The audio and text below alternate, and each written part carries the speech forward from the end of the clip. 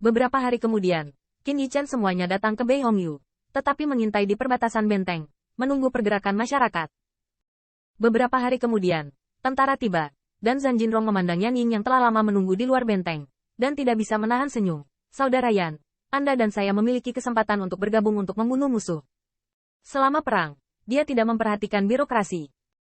Setelah dia mengundang Zhan Jinrong ke aula besar, Yan Ying berkata, kali ini kamu membawa banyak orang. Zhan Jinrong tertawa dan berkata, semua saudara yang bisa dibawa ada di sini. Mu Haoyu telah bergegas ke 100 battle domain.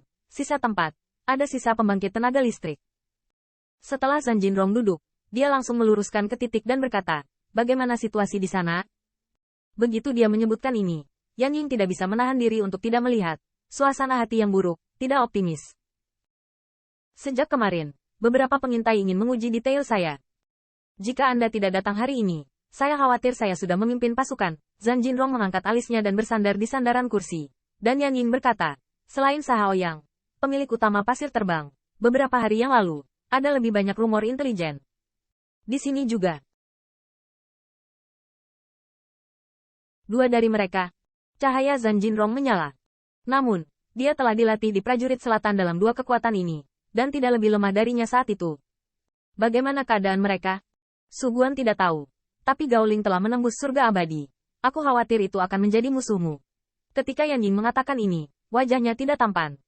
Kita harus tahu bahwa hanya Zhan Jinrong yang diperkuat, tetapi ada dua anggota klan. Meskipun ada banyak raja abadi di bawah Zhan Jinrong, mengapa mereka Gao Ling? Menurutmu, berapa lama komunitas akan melancarkan serangan? Yan Ying menganalisis, tidak akan lama. Selama Anda mengetahui jumlah bala bantuan Anda akan melancarkan serangan. Nyatanya, akhir-akhir ini Yan Ying sangat khawatir. Atau dia tidak pernah santai di distrik Hongyu Utara. Kami memiliki keunggulan geografis dan pertahanan kota. Kami mungkin hampir tidak bisa menahan serangan ras klan. Tapi saya khawatir ras klan diam-diam takut masih ada jalan. Cahaya mata Zhan Jinrong menyala. Apakah Anda khawatir tentang Blood Plume? Yan Ying tidak bisa menyangkalnya. Sejujurnya, ketika dia mengantar Qin Yichen beberapa hari yang lalu, dia sudah mengkhawatirkannya. Tiga kata Blood Plume Palace seperti pisau tajam yang tergantung di atas kepalanya, membuatnya tampak seperti laki-laki. Lampu pompa Zhan Jinrong menyala. Meskipun dia tahu bahwa Lei Gongming dan yang lainnya tidak tahu apa-apa, tetapi dia tidak mengatakan apa-apa, bahkan jika dia merahasiakan Yan Ying. Ini bukan ketidakpercayaan pada Yan Ying, tapi perjalanan Lei Gongming adalah untuk mengejutkan pihak lain.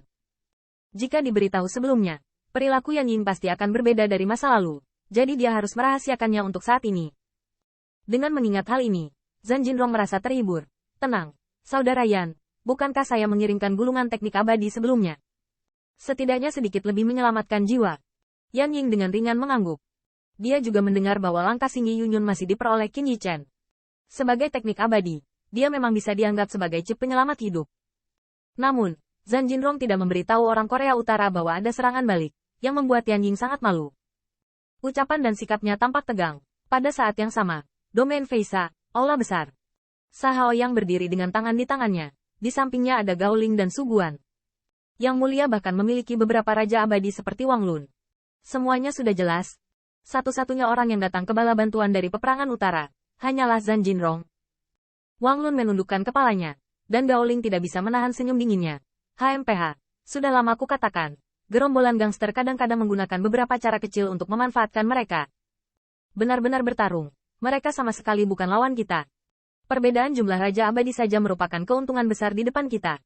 Padahal, dalam hal ini, dunia Korea Utara memang tidak ada bandingannya dengan masyarakat, khususnya dunia Korea Utara saat ini.